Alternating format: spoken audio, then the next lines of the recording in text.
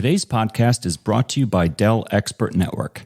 Dell's professional services portfolio is evolving and expanding with the Dell Expert Network partnership in mind. These services include everything from the heavy lifting of a physical deployment to 24/7 security operation centers and even consulting and education services. Join the Dell Expert Network and leverage Dell's professional services portfolio to grow your business, expand your offerings, and spend your time where it's most valuable. To learn more, reach out to the services specialist today at sb.managed.services@dell.com. You're entering the MSP Zone, a podcast for the managed services community, covering news, analysis, and interviews from around the globe. Elevate your MSP game by staying in the MSP Zone. And now, your host, Charles Weaver. It has been a long time since we talked about the kind of an age-old benefit, virtue, whatever, of using managed services, MSPs, and that is saving money. And it used to be a widely debated, discussed topic, 20 plus years ago when, early stage MSPs were saying, yeah, you can save money with an MSP. In fact, that's one of the biggest reasons why you should use an MSP. Well, we're not going to really dredge those things back up, but we are going to talk about that and other similar themes related to what I think is a very interesting topic and something that we haven't really talked about in a long time, actually since maybe 10 years ago when we had some of the deployment of the Intel vPro chips, which had this kind of undercurrent theme of saving energy costs for MSPs and customers. And so we're very happy to have a new member of the MSP Alliance and a veteran company, as you'll hear shortly, who's doing some really interesting stuff in the area of cost savings, energy savings related to data centers and servers and all that fun stuff. So welcome, Justin Current from Sirvis. Justin, welcome to the MSP Zone. Yeah, thanks, Charles. I appreciate it. Yeah, so some people out there may not be familiar with what you guys at Sirvis are doing, but maybe you could give us a quick 30-second high-level overview. Sure. Sirvis is a master services provider. We provide professional services and managed services to the channel and to the customer base within that channel. We have a direct focus on not only making sure that we help customers do more with less, but also driving a sustainability initiative to help reduce the power consumption and CO2 emissions that kind of come from the data center. So we use our professional services and our managed services to kind of jointly bring that value. So I don't know how, I don't want to date either of us, but I do remember a while ago when the topic of saving money as a benefit of using managed services was very common, and then it kind of went out of vogue. It's interesting that it's coming back again. And is this something that you guys are seeing with customers? Like, are they, obviously there's some data around this, but what kind of brought this back up, at least in your perspective? Yeah, I think a couple things have changed recently in the market. The cost of resources has gone higher. And as we went through the pandemic, I think one of the things that happened is our user community became more distributed. They worked from home. They did these things. And so the cost of IT resources and really providing that expertise has gone higher. And so businesses are struggling to do that as effectively and as cost effectively as they would like. The other piece that's happened is that cloud has continued to present both a benefit and a challenge to businesses. And where we initially talked about cloud being a more cost-effective solution, it turns out that in a lot of cases, it's not. And so customers are staying on-prem for certain workloads. They're moving back on-prem and starting to look at, how do I be more cost effective? How do I manage my costs more and yet still drive the level of expertise that the business requires? And that's where an MSP becomes really valuable, because instead of paying for a security expert full-time, you can pay for a group of security experts who help you when you need it, and they're there when you need it, and are maybe monitoring, but you also then can reduce that cost. And so you're providing that extreme expertise at a lower cost. Yeah, I remember, I think that's a great point. I remember in 2009, right at the start of the global financial, problems that we had then, the whipsaw move to the cloud. I remember talking to a lot of MSPs, because I was repeating, kind of tongue in cheek, just to get their opinion. Hey, they're saying go to the cloud and you'll save money. And all the MSPs are saying, no, don't say that, because that's not necessarily true. Is this, in your opinion, a data center virtualization, consolidation of physical servers? Is that what's going on here, or is this about better management of existing server VM footprint? Does that make sense? Sure. And I would say yes to both. And I would say that the first part is, we are seeing a consolidation, and we are seeing an effort to bring servers down to a smaller footprint. There's a lot of benefits of doing that. One is, servers have become much better equipped to operate at a high utilization rate. And so we want to maximize that capability. It's like taking a Lamborghini out on the road, and when you can really turn it loose, it's great. When you're in the line picking up your kid at school, it's going to perform pretty poorly. And so we want to make sure we're doing that. And so compressing that down also gives us the benefit of less security components. So I have less endpoints to secure, which means I can be better at that and do that. The other part is making better use of the systems we have and making sure that we are optimizing that to deliver the best value that we can. And so I would say yes to both, but certainly one of the things we see in our sustainability business is it is about reducing the footprint of the number of physical servers while maintaining the compute capacity that the business requires, but also then reducing power consumption and CO2 emissions to drive the value in that sustainability initiative. So I instinctively hear and think about virtualization, but that's not solely what you're talking about. Could you maybe give us a little bit of just a high level view of what your guys' technical approach is, maybe about the tool or tools that you use, that, because I think MSPs out there saying, yeah, well, we're trying to get our customers to virtualize and consolidate server count. How do you go about approaching that issue? Yeah, so I think for us, it's really a matter of looking at the server and understanding its true capabilities and usage and what it's producing at load. Our data set within the Service Interact tool is 10x what existed in the world before we kind of came around as it relates to servers and their power consumption and their CO2 emissions at different load levels. Vendors have typically given you, hey, here's our power consumption at idle.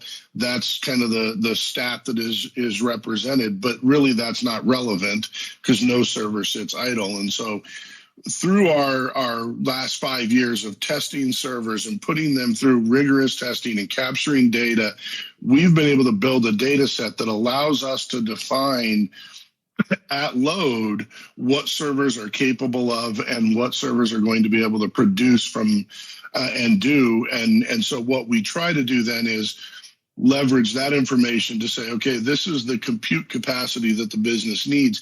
Here's different ways to meet that compute capacity that take into consideration the way your applications are crafted and need to be delivered, that takes into consideration where your data centers are, which data centers are most ideally fit for those systems, and then leveraging our AI engine to put together the right solutions to drive the most optimized environment. And so those things all come into play and become a holistic look at how we look at optimization. And yes, virtualization is a part of that, but not everything should be virtualized. So it's a matter of making sure we understand the full compute capacity and the applications that are there and how they need to be delivered to put that together. Yeah, I got like a million questions from what you just said. Sure. So this sounds like mid-market enterprise, but are there a lot of SMB customers coming to you guys saying, "Hey, we have a diverse multi-data center, maybe a multi-cloud kind of situation that would lend itself to this type of consolidation review"? My first question. You bet. Yeah, we're hearing it from small business and all the way into that mid-enterprise. I think the key to this is, it's not necessarily always coming in and looking at your systems, right? The customer who has, multiple data centers and they're looking to optimize that, that's an ideal customer. The other ideal customer is a customer who says, I'm buying new hardware, but I don't want to just buy new hardware because a sales guy at Dell or HP tells me to. I want to make sure I'm getting the most optimized set of hardware to accommodate my business. And the way I do that is I come in and look at, I want to look at performance at load. I want to look at power consumption and all of those things and make the right decision. And sometimes that means I may come to us, they may come to us and say, look, I only want to focus on this vendor, and we can do that. Or they may say, open it up to the entire spectrum and let's see what is the best server to provide the capabilities I need. And so we have customers who come to us because they're in the process. We have customers who come to us because they are optimizing and they are trying to reduce the footprint of their data centers. And then we have other customers who come to us and say, look, I'm in AWS, I'm in Azure, I'm in Google, I've got servers everywhere. My costs are so fluctuating that I really can't plan my business financials around that. My CFO is telling me we need better controls, we need better capability. So I'm going to bring a bunch of this stuff back on-prem, but I want to do it in a way that is most optimized for performance and cost, and we become a key partner there as well. That's really interesting. So the customer is coming to you, correct me if I'm wrong, customer comes to you and says, look, I don't necessarily have an IT problem. My CFO is saying I've got wildly fluctuating power, energy usage, bandwidth, maybe costs, all of it. And not to mention the surrounding support, security of that infrastructure. And that is the ask. And then the IT department says, I don't know how to do that. I don't know how to get from A to B and not chop off at the kneecaps all of the support and the applications that our company uses that current infrastructure with. Am I getting this? Is that how they're coming to you and the use case that they're presenting? Absolutely. The CFO is saying we can't have this. It's too difficult, especially as we look at the economy and where it potentially is headed. The idea of variable costs is a terrifying component for a CFO when the market is where the market is. And so they need some level of consistency there. And they also want to make sure that they are truly, running and only consuming and only paying for what they should. And so that becomes a component where we can help them, kind of get into a more structured cost focused or cost model. Yeah.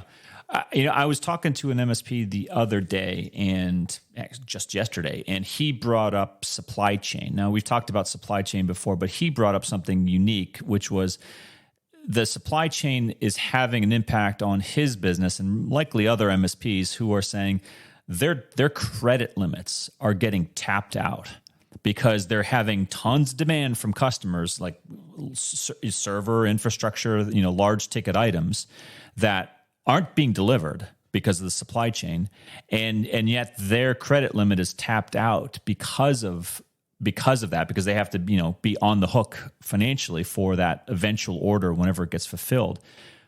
there's a lot of pressure on customers and MSPs to do what you're doing. I mean, what are your thoughts about that? Yeah, I think, that's where our channel focus, I think, becomes very, very beneficial and super critical, right? Is we work with a lot of MSPs where we help them look at their structure and their IT estate and optimize it as well. But the other piece is that a lot of times what we're seeing in this supply chain issue is that the ability to get equipment and get components is oftentimes a little bit different depending on what you're looking for. If you're looking for high commodity systems, the servers that are bought by, in the hundreds, it's more difficult. But if you're looking at maybe a larger system that maybe is capable of way more, those things are readily available or more readily available because those systems aren't as widely sought after, but yet they still exist in the marketplace. So we can help MSPs in that space, but we can also help MSPs because we are able to deliver, a lot of times we are able to help them bring additional capabilities that allows them to manage that cost more effectively and help the customer. So we definitely feel the crunch. We hear it all the time. I mean, I was on a call this morning about, we can't find servers and we can't find systems and so what do we do? And a lot of times it's a matter of maybe you have what you need. If we just optimize it a little differently, if we just control it a little bit differently, maybe we can fit more until such time as that hardware is available, or we can look at different hardware that maybe is more readily accessible. Well, I know what the VAR salesperson would say. They would scream no to that. They would say, no, don't deprive me of a sale. The MSP salesperson would say, this is great because we get to demonstrate the precise value of why we are important, and we could actually reallocate some, idling, ill-used resources within the customer, ecosystem, and equalize it, reallocate, and solve the problem without having an extra, physical, server or appliance spend. And I think that those things are great conversations to have. Yeah, it's one of the ways that MSPs can differentiate themselves from, the other resellers who are out there just talking about buy hardware, right? It's the differentiator that says we think about it differently. We bring a different approach that helps you be more effective long term, and in now's time, also short term. Yeah. You mentioned security, so I want to hop back to that. Sure. Security's on everybody's mind these days for obvious reasons. The natural conversation around security and managed services tends to go to endpoint management, XDR, SOC SIM, things like that. This is slightly different in that it is talking about just general slimming of your attack vector, as I would call it. What's your perspective? I mean, I get the concept. I get that it's real. People may not be talking about it as a security response or a security measure, but what's your input on the security aspect of slimming down on your infrastructure? Yeah, that's really the key, right? Is as long as I need to provide the functionality to the business, and I have to secure that functionality. But if I can do that with less points of attack vector, if I can reduce that attack vector, then I can actually do a better job of securing my environment while still providing the same capabilities. We all know that security is not a if something happens, it's a when is something going to happen to me. And so it is a matter of saying, okay, if I know that I have 15 points that I have to cover, that I have to protect, there's a certain amount of effort and time and cost that goes with that. if I can provide the same functionality to the business and reduce that from 15 to 7, it dynamically changes what I'm willing and able to invest around those endpoints to make sure that they're secure. So it gives me the ability to provide better security because I'm securing less of them. I'm able to secure less of them. And so now, because of that, I can provide a greater focus around that. So I see things more proactively and can take appropriate actions. And then the final piece to that is that when we look at how the bad actors choose who they target, a lot of times it is targeted on those who have more endpoints out there where they have more opportunity to see things that, oh, they forgot to patch this one or this one, because if you've got 100 systems out there, you can't necessarily catch each one at the appropriate time. And so by reducing that, you actually kind of disincentivize the attacker, because they look at it and go, well, they don't have that many points, so there's probably not that much to get there, which is a good thing, right? Let them go pick on somebody else and kind of pass over as saying, well, maybe they're not big enough for me to worry about or to get a lot of benefit from. So you think I hadn't thought about that. Like there's actual profiling of, if you have X number of servers, I'm gonna treat you like this type of target of opportunity. But if you have less than that, I'm gonna maybe pass by and let you go. That's interesting. Sure. And you got to think, right? The attack community, the bad actor community, the black hat, whatever you want to call them, right? They operate much the same way that businesses do. And they look at their targets and say, okay, what is the cost ROI for me to go spend my time and effort and risk the break-in of that company? What am I going to get out of that? And it has to, the reward has to measure out and exceed the risk. And so they are looking at those things, and they are looking for, the big tickets. Now, you'll always have the script kiddies out there who are just there to see if they can. But those are, quite frankly, things that we kind of have a core security capability to take care of. It's really those more aggressive, more educated, more highly skilled hackers that we're trying to prevent. And if I can limit what they think the reward is, and increase what they see as the risk, they're going to bypass me and they're going to go find somebody else where that ROI is a much better equation.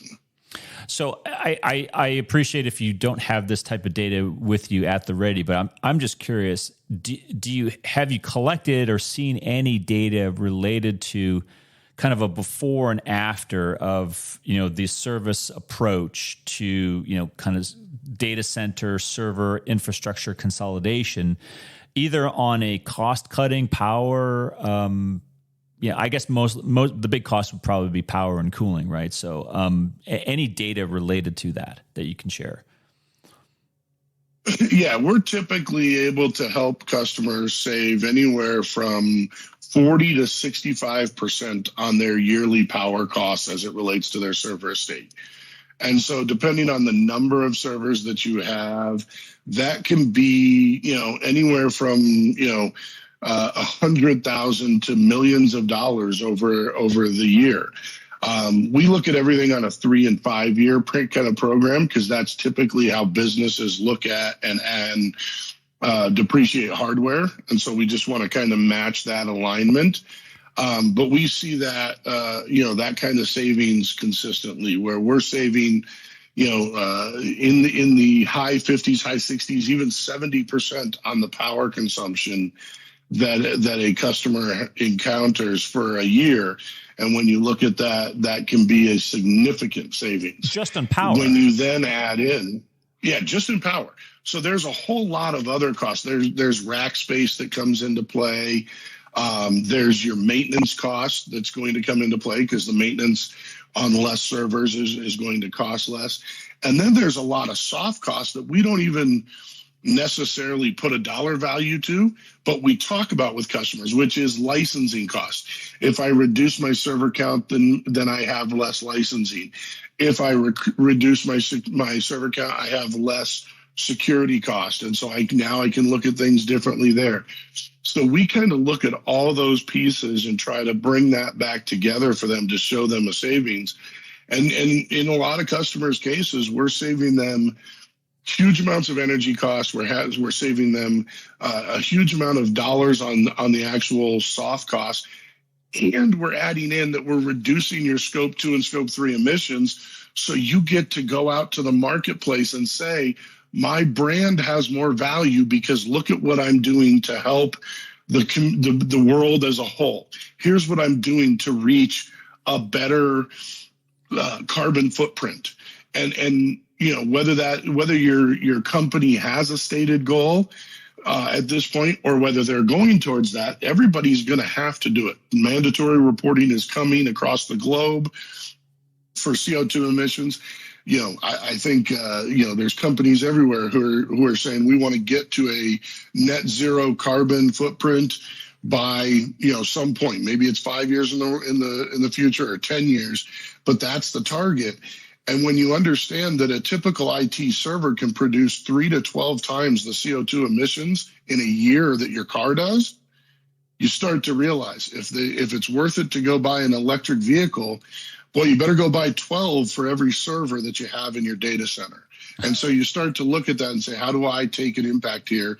How do I do that? And if I can do that and cut cost at the same time, it's a win-win across the board. Well, I can't help but think that for MSPs that have customers like this, like we're talking about, those are not insignificant numbers or percentages. And when you can say, I want to talk to you about how this could be an outcome, a business outcome, a financial outcome for your company. Forget not just the IT benefits.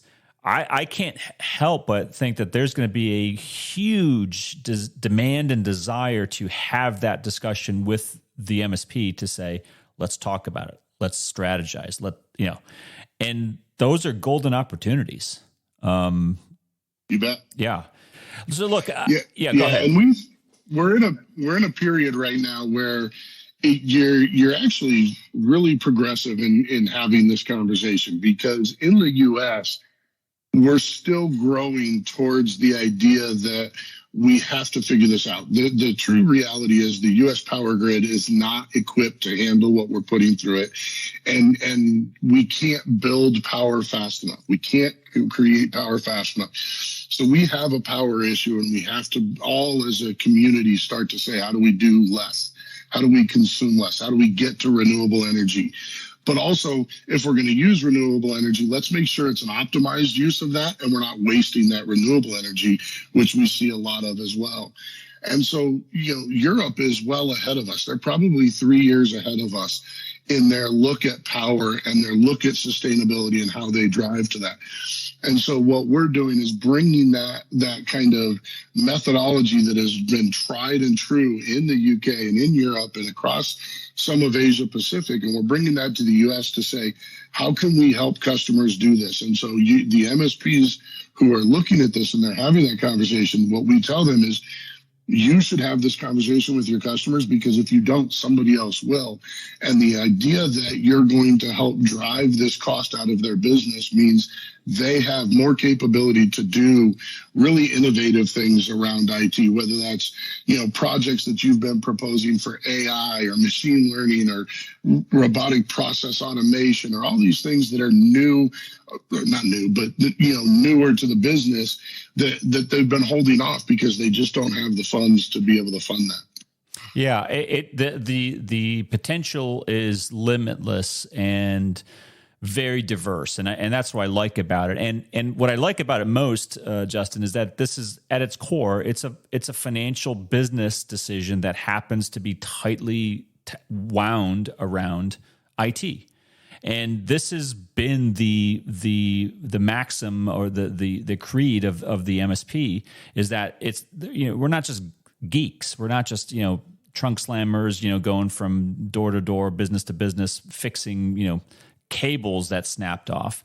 MSPs are capable of doing some really incredible things, and you just outlined some very relevant ones, especially in today's environment. Real quickly, if I imagine there's MSPs out there who want to talk to you, learn more about what you guys are doing, how they might be able to work with Service. What's the best way for them to reach out to you guys? Yeah, so we certainly have the Service website. It's sirvis.com. We also have an email address that you can always use, which is techgeek@service.com. So techgeek@service.com. We have the capability to work with MSPs across the nation. So no limit on the geography or anything like that. We're happy to work across that, and so those are the best ways to get in touch with us.